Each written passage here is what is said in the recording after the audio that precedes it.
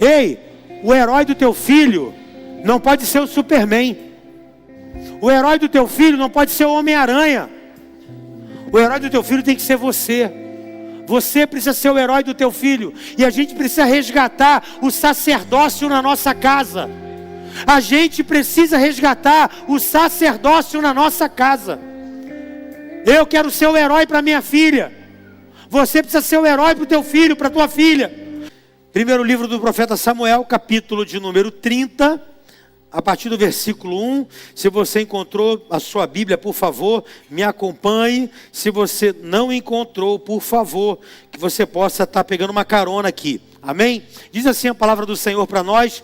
Sucedeu, pois, que chegando Davi e os seus homens ao terceiro dia a Ziglag, já os amalequitas com ímpeto tinham dado sobre o sul e sobre Ziglag, tinham ferido a Ziglag e tinham posto a fogo, e levaram cativas as mulheres que estavam nela.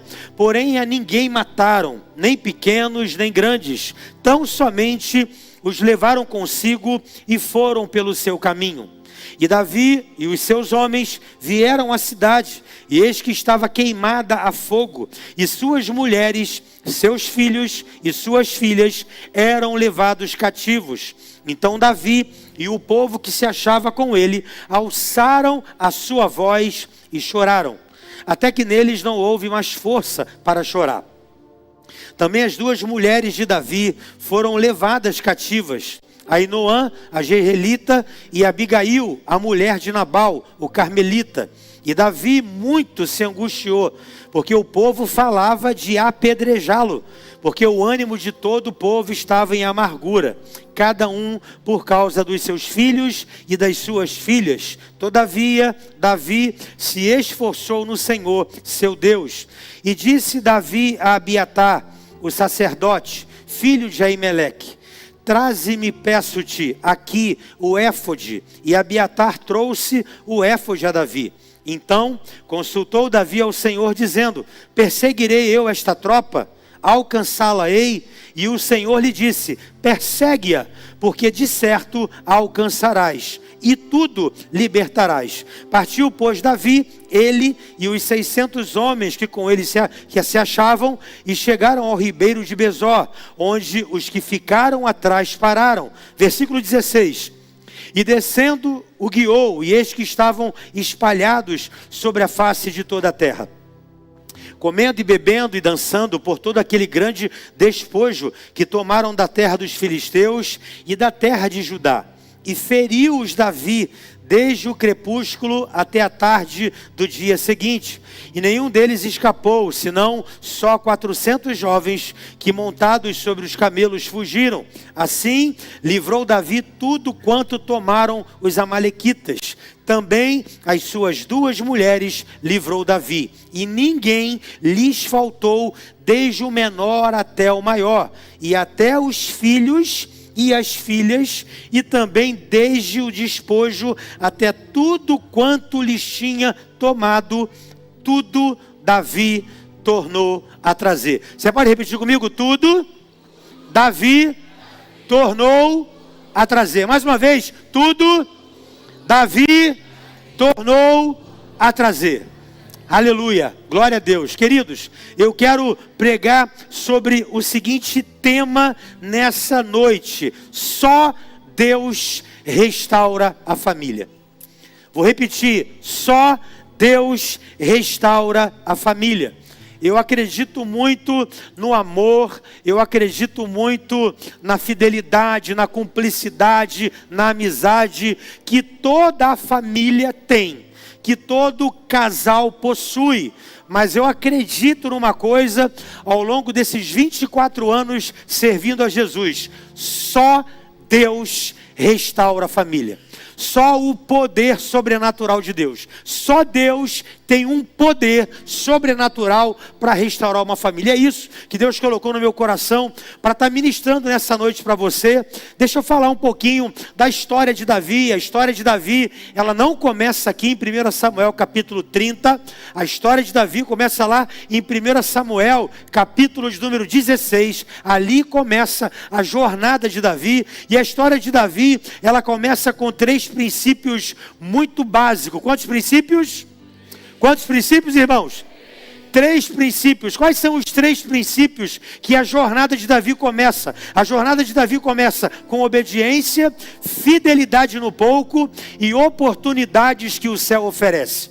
Obediência ao seu pai, que o enviou até aquele campo de batalha para levar o lanche, para levar o alimento para os seus irmãos e para os capitães dos exércitos. Então Davi, ele na sua obediência, ele vai e começa ali a um princípio que ele estabeleceu na sua vida e para o seu futuro. O outro princípio que Davi estabeleceu foi a fidelidade no pouco. Por quê? Porque a Bíblia vai dizer que Davi, como a pastora Joyce disse, ele era fiel no pouco. A Bíblia diz que ele cuidava das poucas ovelhas do seu pai. Ou seja, ele era tão fiel ao alheio. O que é ser fiel ao alheio? Porque se a gente é fiel ao que nós temos, é muito fácil. Se você é fiel àquilo que você tem, é muito fácil. Mas agora Davi, ele era fiel no alheio. Ele era fiel naquilo que não era dele. Ele era fiel naquilo que não dizia nada com ele. Era do pai dele. Mas a Bíblia diz que quando via um urso, que quando via um leão, ele ia e lutava de uma forma muito, muito forte para que aquele urso e o leão não atacasse o pequeno rebanho do teu pai. Então o princípio também que se inicia na vida de Davi é a fidelidade no pouco. E o terceiro princípio aqui que eu vejo na vida de Davi é que Davi, ele aproveitou as oportunidades. Sabe, querido, eu aprendo aqui alguma coisa com Davi. Pessoas fracas perdem oportunidades. Pessoas comuns aproveitam oportunidades. E pessoas extraordinárias, elas criam oportunidade. Você é o que aqui nessa noite? Você é aquele que cria oportunidade. Você é aquele que não perde nenhuma oportunidade. Esse menino aqui de 17 anos, ele chega naquela batalha com aquele gigante e ele diz: eu vou matar esse gigante. E você conhece a história. Ele encara aquele gigante chamado Golias e ele vence aquele gigante e a história dele muda. Ou seja, depois de vencer aquele gigante, Davi agora, ele tem uma grande ascensão em Israel. Você conhece a história. A Bíblia vai dizer que eles vindo de uma batalha, as mulheres ali de Jerusalém olhavam e falavam: Saul matou os seus milhares, mas Davi matou os seus 10 milhares. Aquilo entrou no coração de Saul com um ciúme, com uma inveja muito grande, e a partir daquele momento, Saul só tinha uma coisa no seu coração: matar Davi, perseguir Davi. E a Bíblia vai dizer que durante 20 longos anos, Davi, ele se esconde em vários territórios de Israel, em várias cidades de Israel. Davi começou a ser um fugitivo de Saul. E agora 20 anos se passaram, Davi se cansa de fugir e agora ele vai para uma cidade chamada Ziglag. Essa cidade, ela não fica nos termos de Israel, ela fica nos termos ali dos filisteus. E agora o rei Aquis está confiando essa cidade para ele. O rei Aquis era rei dos filisteus. Os eruditos vão dizer que Davi ficou aqui em Ziglag durante 1 ano e 8 meses. E durante 1 ano e 8 meses que Davi ficou nessa cidade, ele não compôs absolutamente nada. Davi não compôs um salmo. Davi não fez absolutamente nada para Deus. Davi simplesmente, ele ficou escondido no anonimato. Era como se Ziglag para ele fosse um tempo onde Deus estava escondendo ele. Eu aprendo aqui algo com a história de Davi, porque 20 anos de perseguição, 20 anos fugindo de um homem, e Davi agora, ele está em Ziglag, essa cidade aqui, embora Davi soubesse que não é o destino final dele, mas Ziglag é uma escola, é um deserto, é um momento de silêncio, e a vida de Davi parece que está totalmente estagnada. Eu já aprendo algo com Deus aqui, meu irmão, que quando Deus não muda a circunstância, é porque Ele está usando a circunstância para mudar você. Vou repetir para você entender. quando Deus não muda uma circunstância, é porque Ele quer usar essa circunstância para mudar você. Por quê? Porque Deus não é teólogo, Deus Ele é pedagogo, Ele quer te ensinar, Deus Ele quer que você experimente algo novo nele, e tudo que Ele permite na sua vida é porque Ele tem lições para te ensinar. Aprenda uma coisa, na escola você estuda as lições e faz a prova. Com Deus é diferente, Ele te põe na prova para você aprender as lições. Então com Deus, irmão, a pedagogia do céu é diferente. Vou fazer de novo para você entender. Deus é diferente. Na escola você estuda as lições e faz a prova. Com Deus, Ele te põe na prova para você aprender as lições. Então se você está na prova, se você está passando por alguma circunstância, talvez você esteja orando a Deus nessa noite, perguntando: Senhor, muda essa circunstância. E a resposta de Deus para você é: eu não quero mudar a circunstância, eu estou usando essa circunstância para mudar você, para mudar a forma de você enxergar, para você mudar a forma de sentir, para você mudar a forma de falar, para você mudar a forma de se comportar, para você mudar a forma. Dá um sorriso para essa pessoa e fala: que bom que você está aqui hoje. Que bom que você está ouvindo isso aqui. Dá um sorriso para ficar leve. Fala: que bom que você está aqui hoje. Agora Davi, quando ele vai para a guerra, Davi ele comete 2 erros. Quantos erros? 2 erros. O primeiro erro que Davi cometeu, ele levou todo mundo para a guerra. Davi tinha 600 homens e ele leva os 600 homens para a guerra. Irmão, eu não sei você, eu não fui militar, mas eu acho que não existe você pegar todo o teu efetivo e levar para a guerra. Ou seja, o quartel ficou desguarnecido, o quartel ficou à deriva. Então, querido, quartel sem soldado, querido, é fato para o inimigo invadir e ali fazer o que ele quer. Sabe, meu irmão, deixa eu falar uma coisa para você. Quartel sem soldado é território do inimigo. O quartel, a casa, às vezes não tem ninguém. Entenda isso aqui. Davi, ele vai para a guerra e ele leva todo mundo. A escola, muitas vezes, que nos ensina, acontece isso com a gente. Eu quero contextualizar para você entender o que Deus colocou no meu coração. É que Davi simplesmente deixa as mulheres, deixa os filhos, vai para a guerra e não deixa ninguém cuidando. E muitas vezes isso acontece comigo e com você. Quando a gente vai trabalhar, quando a gente vai para o nosso dia a dia, o que a gente fala? Estou indo para a guerra, estou indo para a batalha, estou indo guerrear. É mais um dia de guerra, é mais um dia de batalha. E nós acabamos pecando muitas vezes. Por quê? Porque quem cria às vezes os nossos filhos é a internet. Quem cria muitas vezes os nossos filhos é a creche. Quem cria muitas vezes os nossos filhos é a escola, é o sogro, é a sogra, é o tio, é a tia, é o avô, é a avó. E a gente fala, a gente está na batalha. Essa é a nossa justificativa. Sabe, querido, eu tenho aprendido que nós não devemos construir o nosso sucesso sobre os escombros da nossa casa. Eu não estou dizendo que você não tem que trabalhar, que você não tem que correr atrás, que você não tem que fazer o que você tem que fazer. O que eu estou querendo dizer é que nós não podemos terceirizar aquilo que é nossa responsabilidade. Quem está me entendendo, diga amém. Eu tenho que trabalhar e você tem que trabalhar também. Eu tenho que correr atrás e você tem que correr atrás também. Eu não estou falando sobre isso. Eu estou falando de pessoas que simplesmente justificam a sua ausência dentro do seu lar, com o seu filho, com a sua filha e com o seu cônjuge, dizendo: estou indo para a guerra, estou indo para a batalha, estou indo correr atrás de dinheiro para colocar dentro de casa. E por causa disso, você terceiriza a educação do teu filho. Você terceiriza a criação do teu filho. Querido, por favor, não construa o seu sucesso sobre os escombros da sua casa. Por quê? Porque nenhum sucesso justifica o fracasso de uma família. Nenhum sucesso que você vai ter na tua vida profissional, financeira, vai justificar o fracasso da sua família. A segunda coisa que Davi errou aqui, Davi ele demorou demais. E demorou por quê? Porque estava ganhando a guerra. Estava ganhando tudo. Ele, aqueles homens, eles estavam ganhando. E não há nada errado, querido. Crescer, ganhar, vencer. Mas eu preciso tomar cuidado para não crescer e perder. Por que, pastor? Porque não existe ganho sem perdas. E a pergunta é, o que você está perdendo? Às vezes está perdendo sua saúde, seu tempo, qualidade, relacionamento. O que você está perdendo? E que muitas vezes a sua casa está sentindo a sua falta. Irmão, sabe o que eu tenho aprendido? Eu falei isso hoje de manhã. A sua riqueza não está nas coisas que você possui. A sua riqueza está nas coisas que você jamais trocaria por dinheiro. Aí eu vou repetir isso aqui, irmão. As suas riquezas não estão naquilo que você possui. As suas riquezas estão nas coisas que você jamais trocaria por dinheiro. Entenda isso, meu irmão.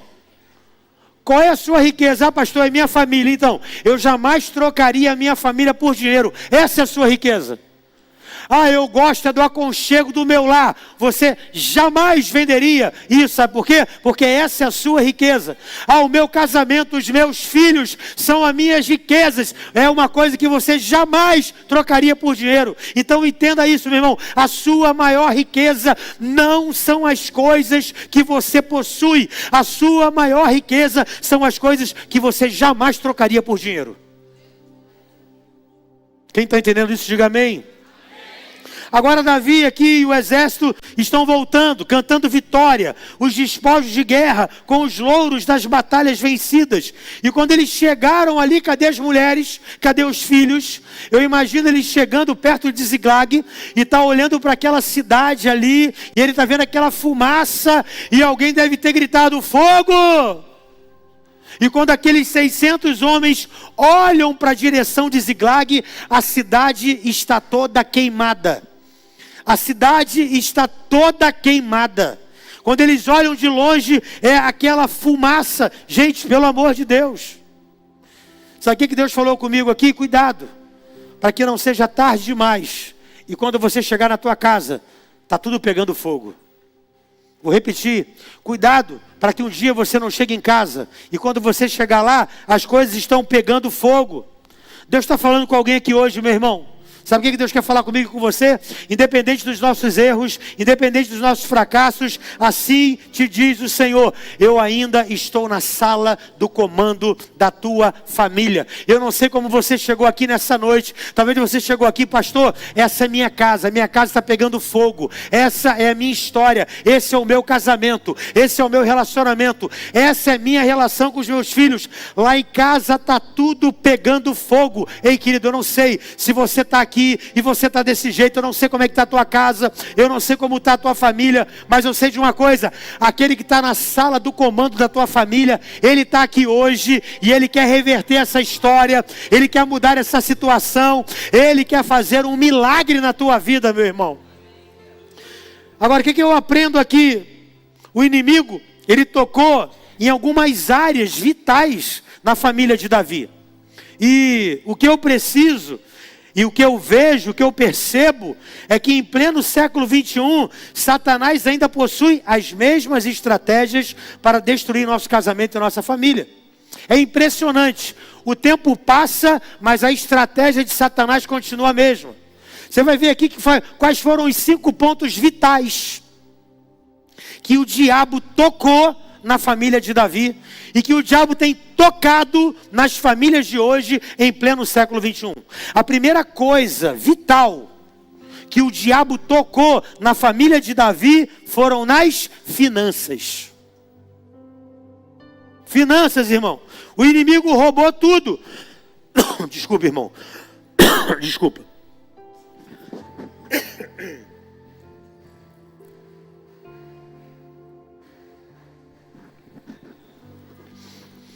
Sabe qual é o maior inimigo das suas finanças, irmão? Sabe qual é o maior inimigo das suas finanças? Não é o diabo, não é o devorador, não é o devorador. Muitas vezes é você. O diabo tocou nas finanças, tocou no dinheiro. E a Bíblia diz que o amor ao dinheiro é a raiz de todos os males. Até porque dinheiro não muda ninguém, só revela o caráter. A grande verdade é essa. Sabe, querido? Deixa eu falar uma coisa para você. Hoje, o maior índice de divórcio no mundo não é por causa de adultério. O maior índice de divórcio no mundo é por causa de dinheiro.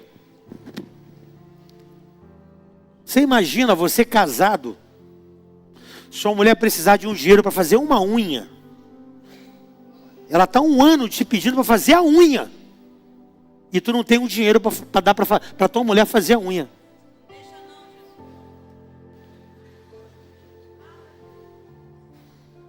Eu estava ouvindo uma história essa semana de uma mulher. E Deus falou isso comigo hoje de manhã. Eu quero repetir aqui de noite. Sabe o que Deus está atacando a finança? Muita gente apostando dinheiro. É bet nisso, é bet daquilo. Aí chega em casa, na maior cara de pau, fui assaltado. Perdendo dinheiro em jogo de azar. Perdendo dinheiro em jogo, irmão. Você com essa barba toda na tua lata, jogando apostado. É bet disso, é bet daquilo.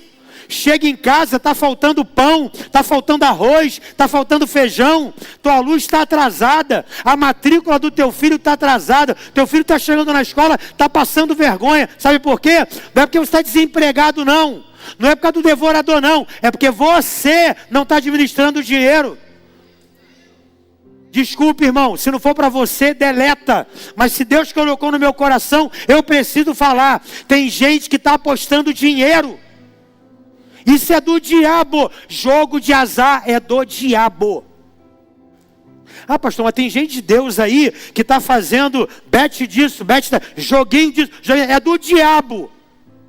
Jogo de azar é do diabo. Ah, pastor, mas é só R$1. É R$1 hoje, mas será 10 mil reais amanhã.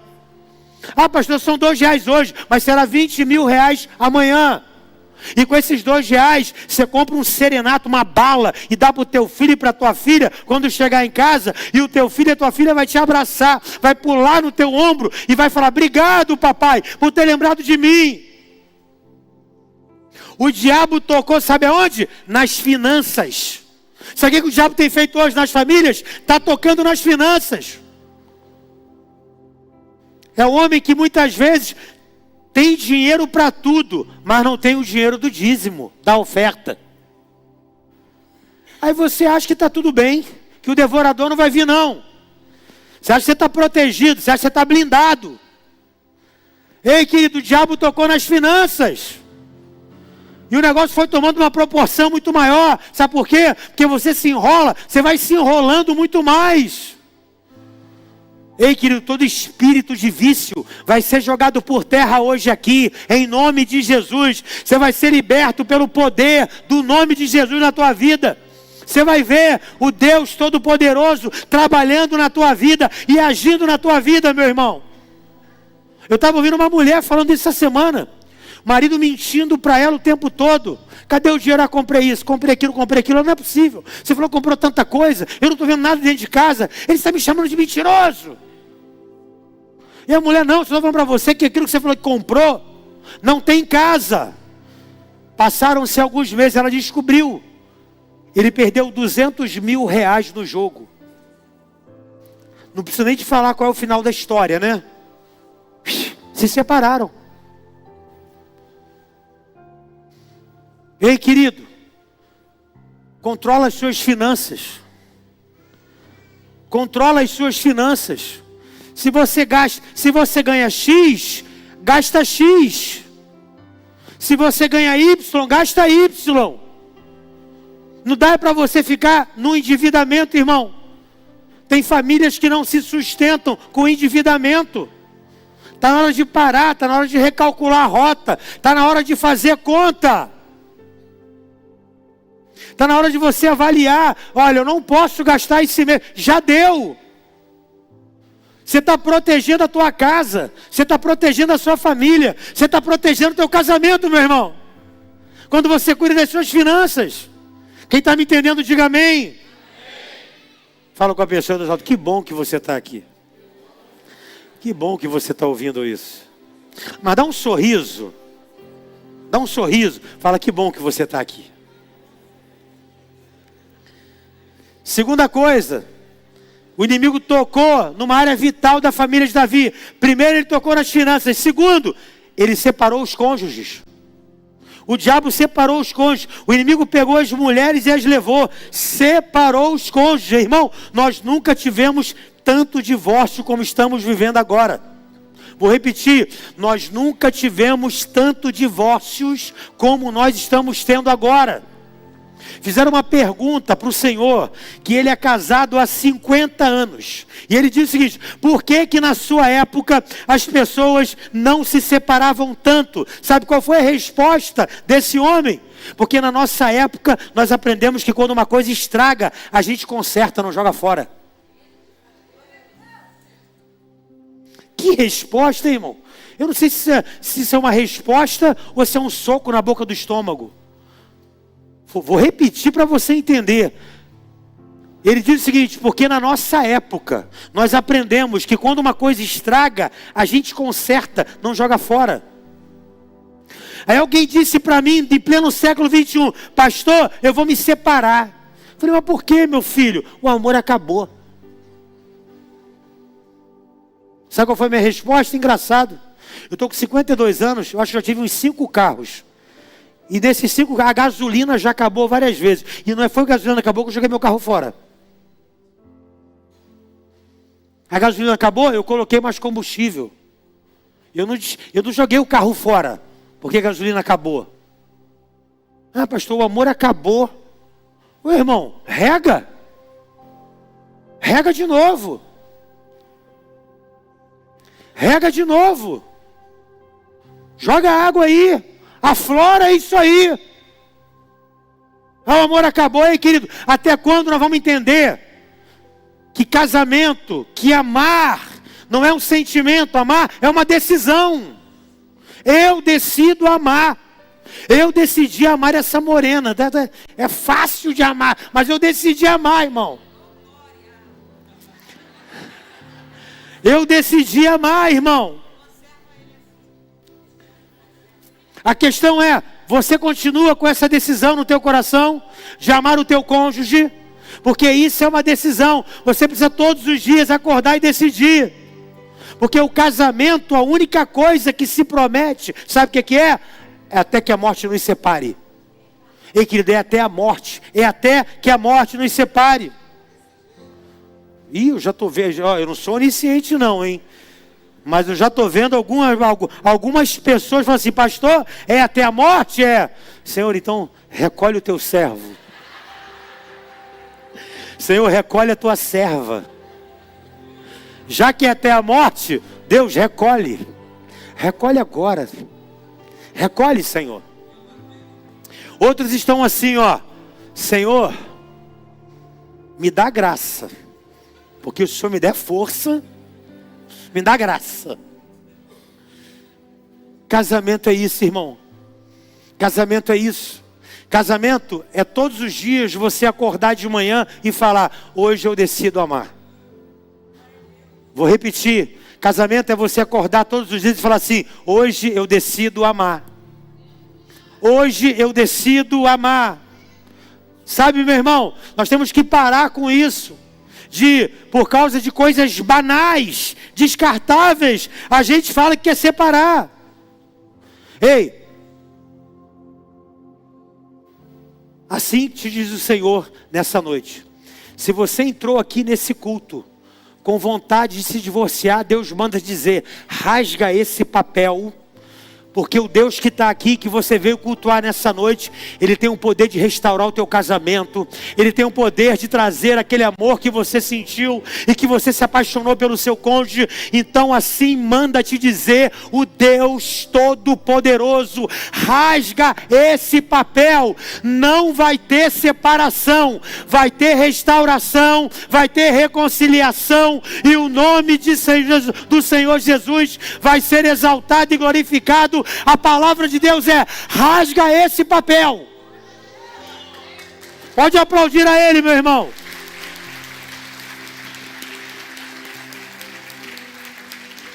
O inimigo tocou nas finanças, o inimigo separou os cônjuges, o inimigo tocou na saúde. E aqui, irmão, não é uma saúde física, não.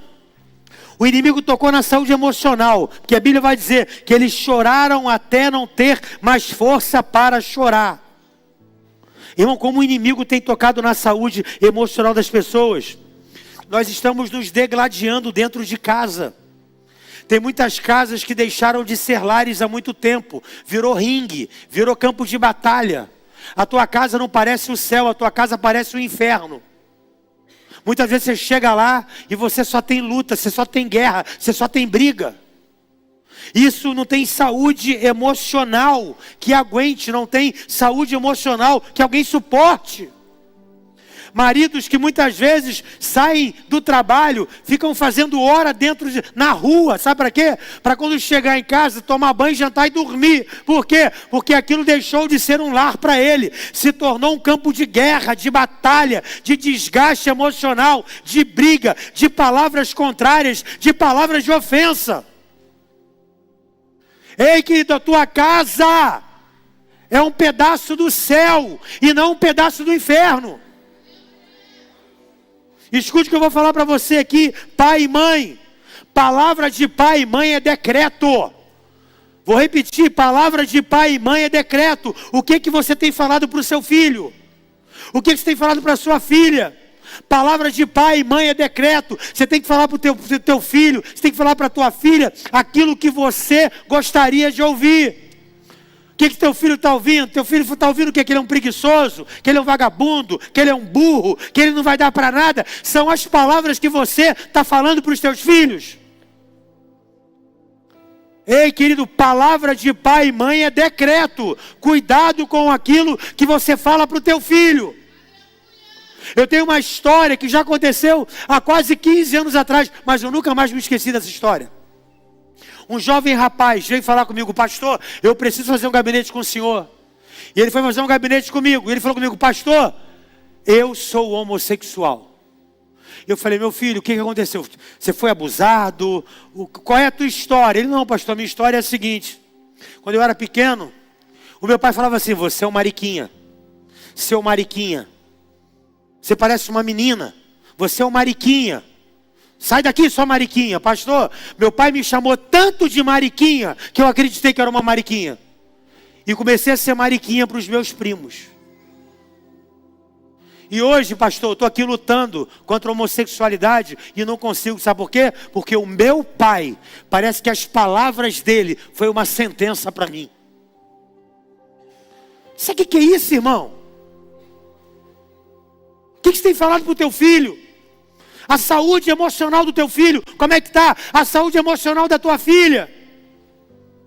Eu estava falando aqui hoje pela manhã, irmão. A minha filha só ouve que ela é a menina mais bonita do mundo. Ela é a princesa, que não tem garota mais bonita do que ela é inteligente, que ela é linda. Sabe por quê? Eu estou colocando a autoestima da minha filha lá em cima. Para quando vier um engraçadinho querer falar alguma coisa, falar assim: meu filho, seu teu grau está muito baixo. Você tem que elevar o teu grau para tentar me conquistar. Porque o meu pai me colocava lá em cima. Para você me conquistar, pelo menos, você tem que estar no mínimo do nível do meu pai. O que você está falando para o teu filho? O que você está falando da tua filha? Que ela não vai dar para nada? Que o teu filho é um preguiçoso? Que ele é um vagabundo? Que ele é burro? Que ele só tira nota ruim? Ei, pai e mãe, palavra de pai e mãe é decreto. Cuidado com o que você fala. Mas eu creio que Deus trouxe aqui, sabe para quê? Vai mudar hoje a forma de você comunicar com os teus filhos. Meu filho é uma bênção. Meu filho é uma bênção. A minha filha é uma bênção. O meu filho é uma bênção. A minha casa é uma bênção. O meu filho está passando por dificuldades nessa matéria, mas é só uma dificuldade, é passageiro, é temporário. Ele vai sair dessa, ele vai crescer, ele vai se desenvolver, ele vai ser uma bênção. O inimigo tocou em outra área também, da família de Davi. Tocou nas finanças, separou os cônjuges, tocou na saúde e tocou nos filhos. Os filhos foram embora, os filhos foram cativos. O inimigo levou os filhos cativos. Os filhos ficaram cativos, irmão. Sabe o que eu vejo aqui, irmão? Mexe com a gente, mas não mexe com nossos filhos, não. Toca na gente, mas não toca nos nossos filhos, não. Aquele ditado popular que os antigos vão entender, né? Quem os meus filhos beijam, a minha boca adoça. Coisa boa, irmão, é você ver alguém tratando bem o teu filho. Agora, mexeu com o teu filho, meu irmão, não mexe não. Ô Senhor, o velho homem, há 24 anos ficou naquela água. Não mexe não. Pelo amor de Deus. Parece que vai tirar, vai mexer com aquela parte nossa que é humana. Se falar que vai tocar no nosso filho, vai mexer com o nosso filho. E o que eu vejo hoje para nos atingir é uma ação demoníaca do diabo. Para quê? Para prender os nossos filhos. Aonde? Na prostituição, na homossexualidade, nas drogas. E uma amizade estranha que o teu filho começou a chegar. Estranho, quem é esse garoto? Esse garoto surgiu da onde? Está andando com meu filho? Quem é essa menina que está andando com a minha filha agora? Essa garota é estranha. E aquilo tira a tua paz, aquilo tira o seu sossego. Mas Deus me trouxe aqui, sabe para quê, irmão? Eu não sou profeta do caos. Eu quero ser profeta para a sua família e para o seu casamento. Então levanta a mão que eu vou profetizar em nome de Jesus. Os seus filhos não nasceram para o inferno. Os seus filhos nasceram para ter os seus nomes escritos no livro da vida. Os teus filhos nasceram para que eles tenham o nome escrito no livro da vida. Eles não nasceram para o inferno. Você pode aplaudir ao Senhor, irmão.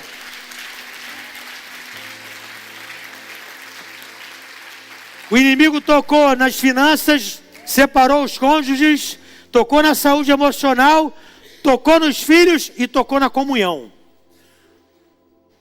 O inimigo quebrou a comunhão. O que é isso? No momento que eles estariam juntos, eles queriam apedrejar Davi. No momento que era para unir as forças, para lutar contra os amalequitas, eles queriam apedrejar Davi. No momento que era para estar em comunhão, irmão. E às vezes, querido, eu percebo que isso acontece nos nossos casamentos e nas nossas famílias. O diabo joga uma semente, e ao invés de nós rejeitarmos essa semente, a gente planta, rega e aduba ela. E a gente fica brigando, se desgastando. E a Bíblia diz que enquanto eles queriam apedrejar Davi, o inimigo estava lá no vale dançando e celebrando com os filhos e com as esposas. Ei, querido, a sua luta não é contra a carne nem contra o sangue, mas é contra principados e potestades. A tua luta não é contra o teu filho, a tua luta não é contra a tua esposa, a tua luta não é contra o teu marido, a tua luta é contra principados e potestades. Seus filhos não são seus inimigos.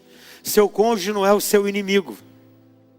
Cuidado, porque o inimigo, ele simplesmente, ele tocou na comunhão. Ele separou as pessoas.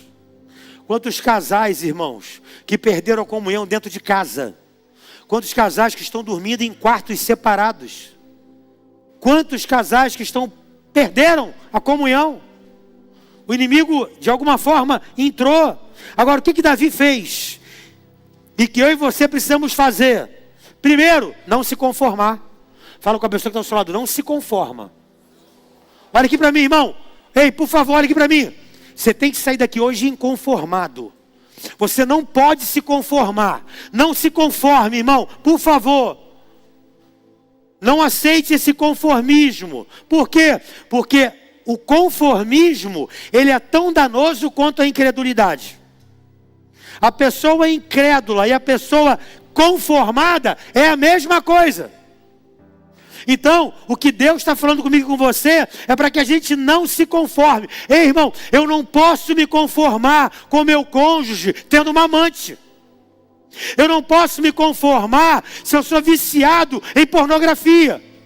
Eu não posso me conformar se eu sou viciado em masturbação. Eu não posso me conformar se eu não sei lidar com o dinheiro. Eu não posso me conformar. Eu não posso aceitar aquilo que Deus não planejou para mim. Eu não posso me conformar, irmão. Você não pode se conformar com isso. Você tem que sair daqui conformado. Você tem que sair daqui hoje falando o seguinte: eu não quero isso mais para a minha vida. Isso não tem nada a ver com aquilo que Deus planejou para mim, para minha família, para o meu casamento. Hoje eu preciso dar um basta nisso, eu preciso dar um ponto final nisso hoje. Pelo amor de Deus, você vai sair daqui como Davi. Você não vai se conformar com aquilo que está acontecendo com você. Deus te trouxe aqui hoje para te sacudir. Deus te trouxe aqui hoje para te dar um sacode espiritual e te falar: ei, irmão, para de se conformar com o teu pecado, para de se conformar com as coisas erradas que você está fazendo. Não se conforme. Luta, briga, jejua, ora, vai fazer alguma coisa, mas não se conforma. Segunda coisa que Davi fez, Davi chorou. Nós vemos uma geração que não chora, irmão. Uma geração que não se quebranta. Teu problema? A fila anda. Como é que é? A fila andou. Não chorou, não lutou, não correu atrás, não quis consertar, não quis restaurar, não quis buscar ajuda. O que é que houve? A fila andou. O negócio é ser feliz. Você vai ser feliz no inferno. Existem algumas coisas, irmão, que o sistema vai tentando colocar no nosso coração, e essas coisas começam a passar a ser verdade na tua vida, quando na verdade é uma grande mentira. Quem está entendendo isso, diga amém, irmão. Sabe, eu preciso chorar. A Bíblia diz: bem-aventurados os que choram, porque eles serão consolados. A Bíblia vai dizer, o que Davi fez? Davi se reanimou em Deus. Eu gosto disso aqui, irmão, sabe por quê? Porque Davi não fugiu de Deus, Davi se aproximou de Deus. Escute, os problemas que acontecem não podem te afastar de Deus e nem da casa de Deus. Isso que você está vivendo só está acontecendo para te reaproximar de Deus, te deixar mais próximo, mais perto. E a Bíblia vai dizer, o que Davi fez? Davi orou. Você ora, irmão. Sabe por que Davi orou? Porque Davi tinha um temperamento sanguíneo. Irmão, Davi era sanguíneo. Para quem mata leão, para quem mata urso, para quem mata gigante e quase mata Nabal, pensa na natureza forte que Davi tinha. Pensa numa natureza forte. Agora, ele chega em casa, não tem mulher, não tem filho, não tem mais casa. Como é que está o sangue desse homem? Como é que está o temperamento desse homem, irmão? Ele está em ebulição. E ao invés dele sair correndo, vou resolver do meu jeito. Sabe o que ele faz? Vou orar. Vou orar. Eu vou buscar Deus. Sabe por quê, irmão? Ele não é um homem segundo a sua natureza. Ele é um homem segundo o coração de Deus. Quanta gente se perdendo. E aí, quando você vai conversar com ela, é o meu temperamento, eu sou assim. Que temperamento é esse que não se submete ao fruto do Espírito? Que temperamento é esse que não tem mansidão? Que temperamento é esse que não tem domínio próprio? Que temperamento é esse, irmão? Pastor, eu sou assim, sempre fui desse jeito. Ei, irmão, quando você conhece Jesus, agora você se submete ao Espírito Santo. Não tem síndrome de Gabriela para quem se converte. Eu nasci assim, vou viver assim e vou morrer assim. Queima a Gabriela, irmão. Queima ela. Você pode ser o homem mais sanguíneo, colérico, melancólico. Você pode ser o que for. Mas quando você aceita Jesus, você tem que ter o fruto do Espírito. A mansidão, o domínio próprio, a temperança, a benignidade, a fé, a bondade. Ei, meu irmão, você tem que ter o fruto do Espírito Santo. Ou você não nasceu de novo, ou você não permite que Deus trabalhe na tua vida. Qual é o maior escândalo do Evangelho hoje? São pessoas que acham que se converteram, mas não se submetem ao Espírito. Aquele homem é crente? Eu sou vizinho dele. Ele é crente? Não. Eu ouço uma gritaria, chega para uma gritaria naquela casa. Irmão, não se submete ao Espírito. São pessoas que são crentes no domingo, das 19h30 às 21h30. Mas em casa, xinga, berra, grita, falta com respeito, não tem honra e não dá honra. Sabe, meu irmão, eu vejo aqui Davi orando, Davi falando assim: irmão, minha vontade é de ir, mas eu vou orar. Eu vou pedir uma direção a Deus. Eu vou ver se Deus me direciona. Eu vou ver se Deus me dá uma palavra. Está em crise, meu irmão? Vai orar. Está em crise? Vai ouvir a voz de Deus. A sua crise não deixa Deus em crise. Apenas ore. Ei, querido, quem ora raramente vence. Vou repetir, quem ora raramente vence. E para terminar, querido, quem quer ouvir, diga amém. Vou terminar. Você viu o que o inimigo fez? O que Davi fez? E agora o que Deus fez? Olha o que Deus fez. Primeiro, ele respondeu a oração de Davi. Deus responde a oração de 3 formas, na minha vida e na tua vida: sim, não e espera. Não de Deus também é resposta. Aguarda também é resposta, irmão. Ei, só sim de Deus não é resposta. Sabe que os seus filhos ainda estão vivos? Porque o que eles mais ouviram de você foi não. Não faz isso, não pode isso, não entra naquele lugar, não passa por aquela rua, não anda com essa pessoa, não quer, irmão, o teu filho, na altura do campeonato, ele recebeu mais não do que sim. Mas o mais importante é que Deus respondeu a oração de Davi. Levanta a mão que eu vou profetizar, irmão. Deus é o Deus que veio aqui para responder as tuas orações. E a primeira oração que Ele quer responder é: a restauração da tua casa vai ser uma realidade. A restauração do teu casamento vai ser uma realidade. A restauração da tua família vai ser uma realidade. A segunda coisa que Deus fez, Ele fez uma promessa. Olha o que Deus fala: persegue essa tropa, você alcançará e libertará. Ei, querido, Deus não é homem para que minta e nem filho do homem para que se arrependa. Se Ele prometeu, Ele é fiel para cumprir. Se Deus te prometeu, Ele vai cumprir. Se Deus te prometeu, Ele vai cumprir. Se Deus te prometeu, Ele vai cumprir. Espera nele, espera no Senhor, anima-te e Ele concederá o desejo do teu coração. Espera no Senhor. E terceiro e último lugar, Deus restaurou a família de Davi. Sabe, Deus não trouxe somente os bens que eram dele, mas até aquilo que não era dele, Ele trouxe. E querido, Deus sempre restitui mais.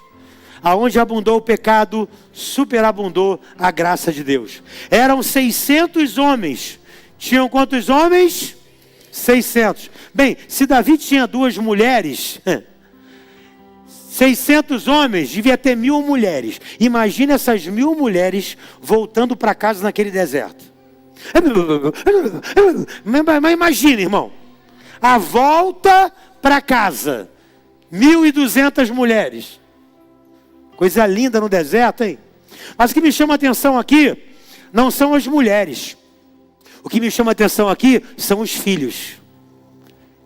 Olha que coisa linda. Um filho falando para o outro: você viu meu pai? Você viu meu pai? Quando aquele cara veio, meu pai, ó. Aí o outro: meu pai matou 5. Aí o outro: 10 cercaram meu pai matou os 10. Olha que experiência linda, irmão. Os filhos tiveram com os seus pais, vendo os seus pais como super-heróis. Eu falei hoje de manhã, irmão, meu pai era o meu super-herói quando eu era pequeno. Ele me levava no Caio Martins para ver o jogo do Botafogo. Meu herói. E ele falava assim para mim: meu filho, vou te levar num lugar especial hoje. Eu falei: vai me levar para o circo, papai? Ele é quase isso. Aí me levava para o Caio Martins, me colocava na grade. Aí eu via Rocha de perto, Mendonça de perto, aqueles craques. aquela camisa, com aquela estrela, aquela bola topper, pertinho de mim, assim. Falei, pai, eu quero ser Botafogo. Ele, meu filho, para isso que eu te trouxe aqui. Aí agora, irmão, com 50 anos de idade, encontrei com meu pai e falei, pai, tem alguma coisa errada.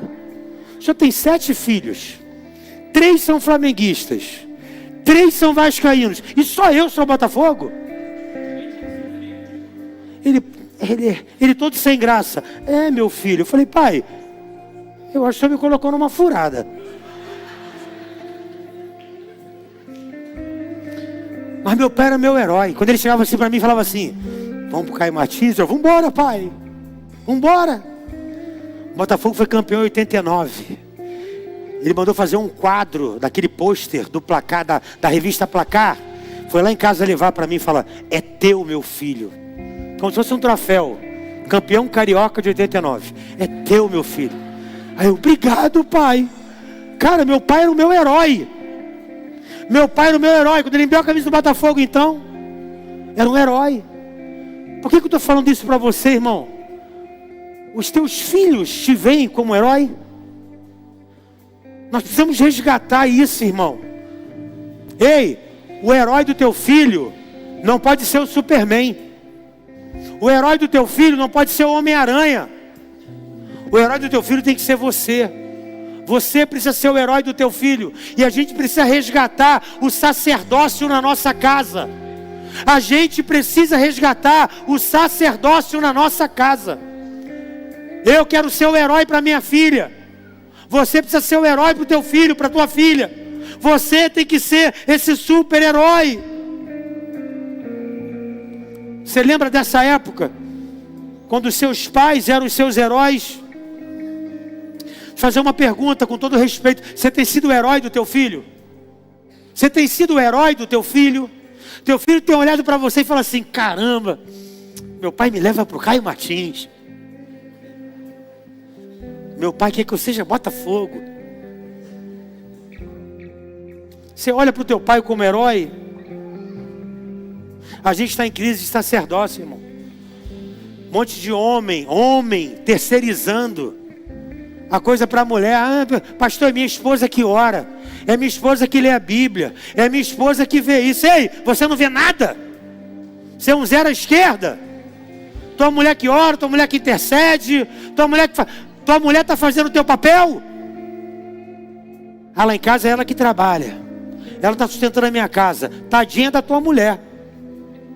Tem que trabalhar você. Você que tem que trabalhar. Amém que ela trabalhe, ótimo. Mas é você que é o homem. Você é o provedor. É você, irmão. Você não pode transferir essa responsabilidade, não. Você é o provedor. É você que tem que colocar comida dentro de casa. Não, pastor, minha mulher é uma bênção.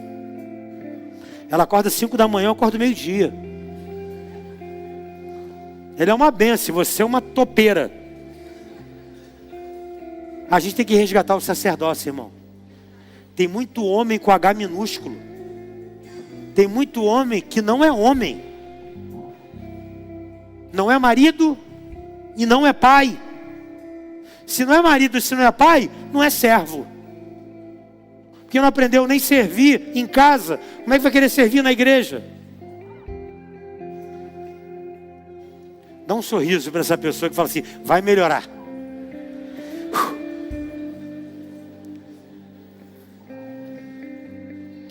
Sabe o que Davi poderia ter dito aqui, irmão? Davi chegou no 3º dia e ele podia ter falado assim, é tarde demais. O caldo já entornou. Sem chance. Não dá para reverter. E a Bíblia vai dizer no último capítulo que nós lemos. Tudo Davi tornou a trazer. Vou repetir. Tudo Davi tornou a trazer. Quero declarar sobre a tua vida, que depois desse culto aqui, querido, uma chave vai ser virada na tua vida.